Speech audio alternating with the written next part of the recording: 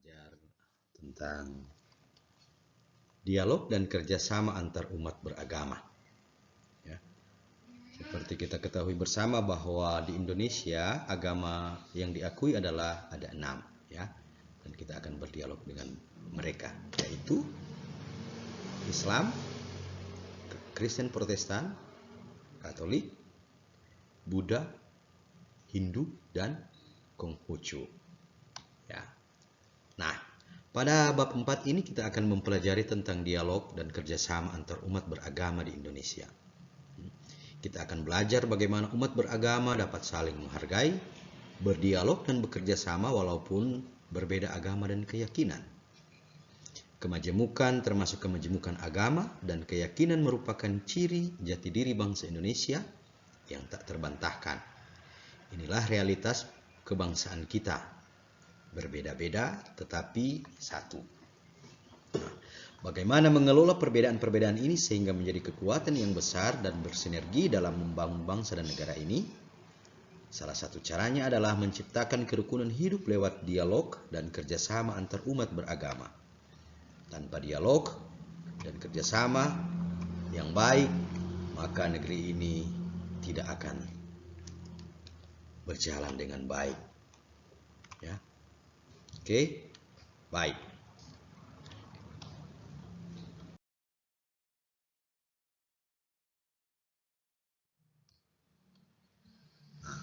Kekasan agama di Indonesia. Kompetensi dasar yang kita peroleh dari pembelajaran ini adalah: pertama, memahami makna berdialog serta bekerja sama dengan umat beragama lain.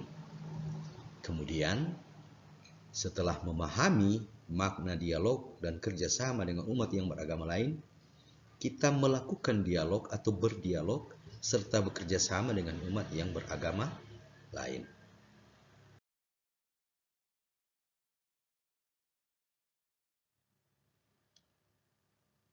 Kita perhatikan gambar yang ada di slide ini. Di sebelah kiri ini ada bangunan apa, ini ada bangunan apa, ini ada bangunan apa, dan ini ada bangunan apa. Ada 5. Ya, coba diperhatikan baik-baik. Dan setelah kita memperhatikan,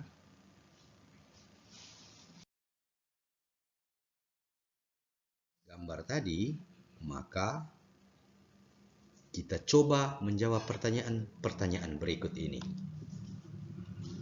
Yang A. Apa yang kamu lihat dalam gambar tersebut? Ya. Apa yang kita lihat? Kemudian, apa ciri khas agama-agama di Indonesia? Ya. Setelah itu, mengapa semua umat beragama perlu hidup berdampingan? Dan tentu bagaimana pengalaman Anda atau pengalamanmu dalam hidup bersama atau bergaul dengan umat yang beragama lain yang ada di sekitar Anda. Ya. Sekarang kita akan mendalami kekhasan agama-agama di Indonesia. Pertama, kita akan fokus dulu mendalami kekhasan agama Kristen Protestan. Jadi, dalam pembelajaran kali ini secara khusus kita akan mendalami kekhasan agama Kristen Protestan. Ya. Sejarah singkat pemisahan gereja. Pertama, gereja Lutheran. Keadaan gereja pada abad ke-16 mengalami pasang surut atau terjadi kemerosotan moral, ya, yang sangat memprihatinkan. Hal ini terjadi oleh karena gereja terlalu jauh terlibat dalam banyak urusan duniawi. Paus saat itu menjadi sangat berkuasa dan memegang supremasi baik dalam urusan gereja maupun kenegaraan. Paus dalam hal ini tampil sebagai penguasa tunggal yang tentu cenderung otoriter. Nah, sebagaimana pemilihan presiden atau kepala daerah di Indonesia yang selalu diwarnai dengan politik uang, begitu pula situasi pemilihan Paus kala itu. Pemilihan Paus Alexander ke-6 dan Leo ke-9 misalnya diwarnai kasus money politik atau korupsi. Komersialisasi jabatan gereja dipertontonkan secara terbuka. banyak pejabat gereja menjadi pangeran duniawi dan melalaikan tugas rohani mereka. Banyak tentu sini imam-imam paroki yang tidak terdidik, hedonistis, tidak mampu berkhotbah dan juga tidak mampu mengajar umat. Nah, keadaan semacam ini terjadi dalam kurun waktu yang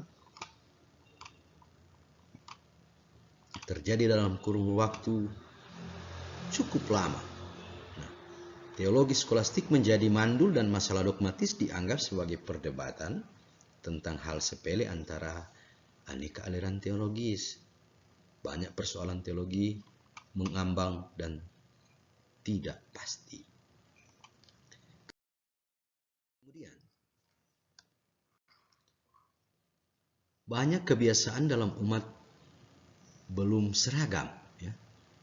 Iman bercampur tahyul, kesalehan berbaur dengan kepentingan duniawi, kegiatan agama dianggap sebagai rutinitas sosial sehari-hari, serta mencampur adukan hal-hal profan dengan hal-hal yang suci atau sakral. Contoh kegiatan agama yang dianggap sebagai rutinitas. Jadi ke gereja itu tidak lagi sebagai suatu panggilan iman, tapi hanya rutinitas. Sudah, yang penting sudah ke gereja. Nah, dalam situasi seperti itu, banyak orang merasa terpanggil untuk memperbaharui hidup gereja, akan tetapi tidak ditanggapi. Nah, di sini kemudian tampillah Martin Luther. Dia adalah seorang imam yang awalnya menyerang masalah penjualan indulgensi, yaitu orang dapat menghapus dosanya dengan cara memberikan sejumlah uang kepada gereja. Ya. Kemudian Martin Luther yang seorang pastor ini pastor membela beberapa pandangan baru secara khusus tentang ajaran pembenaran hanya karena iman, atau istilahnya disebut sola fide. Ya. Menurut Luther, ia menyerang Paus dan menolak beberapa ajaran teologi sebelumnya dengan bertumpu hanya pada Alkitab sesuai dengan tafsirannya. Nah, anak-anakku, pada dasarnya Luther tidak menginginkan perpecahan dalam gereja. Ia ingin mempelopori pembaharuan dalam gereja. Tetapi kemudian ia diseret oleh arus yang disebabkan oleh rasa tidak puas yang umum dalam umat yang mendambakan pembaharuan dan bentuknya yang kurang jelas. Ajaran-ajaran para teolog yang mendukung perbuatan-perbuatan saleh kini diragukan oleh Martin Luther itu sendiri. Nah, indulgensi, stipendium untuk misa arwah, sumbangan untuk membangun gereja bersama dengan patung-patung yang menghiasinya, kemudian pajak untuk Roma, ziarah dan puasa, relikwi dan kaul-kaul, semua tidak ditemukan dalam kitab suci, sehingga tentu ditolak oleh Luther. Ya. Luther menegaskan bahwa semua itu tidak bermanfaat untuk memperoleh keselamatan. Hanya satu yang perlu, yakni beriman. Ya. Jadi ketika kita beriman, berarti kita bisa diselamatkan, atau sola fide. Nah, kemudian orang juga percaya dan dibenarkan Allah tanpa mengindahkan perbuatan manusia, ya, yaitu sola gratia, ya, rahmat. Nah, sola fide, fide ex audito, hanya iman dan iman karena mendengar, itu sudah cukup menurut Martin Luther, ya, untuk menjamin keselamatan. Maka tentu 7 sakramen tidak penting lagi, selibat tidak berguna, dan hidup pembiara tidak berarti. Semuanya ini tanda petik, ya, buatan Paus saja untuk mengejar kekuasaan dan keuntungan. Maka imam, biarawan, dan suster berbondong-bondong meninggalkan biara mereka masing-masing. Nah, Luther dalam hal ini didukung oleh banyak kelompok dengan alasan yang berbeda. Misalnya, para bangsawan yang menginginkan milik biara warga kota yang mendambakan kebebasan berpikir, para petani yang ingin lepas dari kerja rodi dan pajak, pemerintah kota-kota kerajaan yang mencium kesempatan memperluas wewenang mereka di kota. Nah, Luther tampil sebagai pahlawan pembebasan dalam hal ini. Ya. Ia disambut dengan antusias. Akhirnya pembaharuan sungguh mulai terjadi.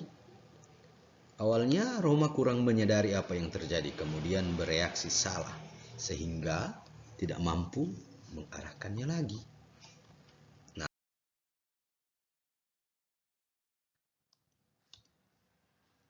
ini salah satu gambar bagaimana Martin Luther menyampaikan pandangannya di sebuah kegiatan yang dihadiri oleh banyak orang.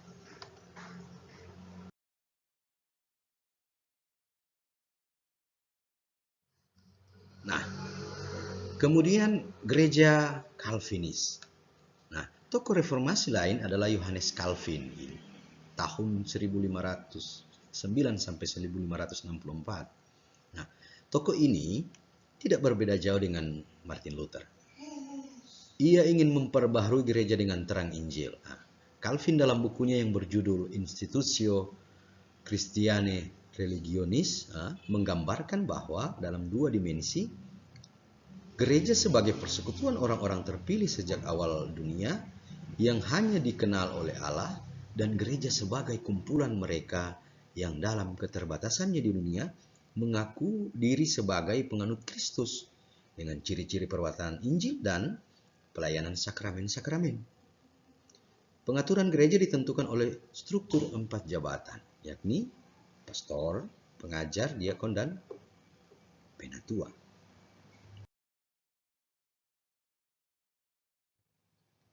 Kemudian, yang ketiga adalah gereja Anglikan.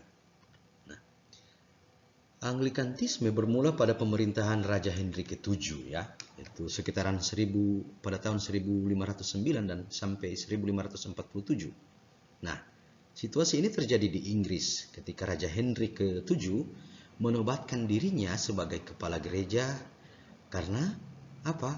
Karena Paus di Roma menolak perceraiannya. Jadi kemudian Anglikanisme ini menyerap pengaruh reformasi namun mempertahankan beberapa corak gereja. Di dalamnya, dalam gereja Anglikan ini ada uskup, ada imam, dan ada diakon. Nah, sehingga berkembang dengan warna yang khas juga. Nah, reaksi dari gereja Katolik Roma atas gerakan reformasi ini adalah kontrareformasi atau gerakan pembaharuan Katolik. Gerakan pembaharuan ini dimulai dengan menyelenggarakan konsili yang disebut dengan Konsili Trente. Nah, melalui Konsili Trente 1545 sampai 1563, gereja Katolik berusaha untuk menyingkirkan kesesatan-kesesatan dalam gereja dan menjaga kemurnian Injil. Nah, kemudian usaha untuk bersatu antar sesama gereja Kristus. Pertama, menghindari kata-kata atau penilaian serta tindakan-tindakan yang ditinjau dari sudut keadilan dan kebenaran tidak cocok dengan situasi saudara-saudari yang terpisah, yang akan mempersukar hubungan dengan mereka. Kemudian yang kedua, dalam pertemuan-pertemuan umat Kristen dari berbagai gereja atau jemaat yang diselenggarakan dalam suasana religius, dialog antara para pakar yang kaya informasi akan memberikan ruang kepada masing-masing peserta untuk secara lebih mendalam menguraikan ajaran persekutuan dan dengan jelas menyajikan corak cirinya. Dan yang ketiga, mereka semua mengadakan pemeriksaan batin tentang kesetiaan mereka terhadap kehendak Kristus mengenai gereja, dan sebagaimana harusnya menjalankan dengan tekun usaha pembaharuan dan perombakan. Dan gerakan ekumene ialah kegiatan-kegiatan dan usaha-usaha untuk menanggapi bermacam-macam kebutuhan gereja dan berbagai situasi dalam rangka mendukung kesatuan umat Kristen. Itu materi kita untuk dialog antar umat beragama, dan secara khusus ini kita membahas tentang bekerja sama dengan umat Protestan atau ciri khas umat Protestan. Terima kasih. Semoga pembelajaran hari ini bermanfaat. Tuhan memberkati.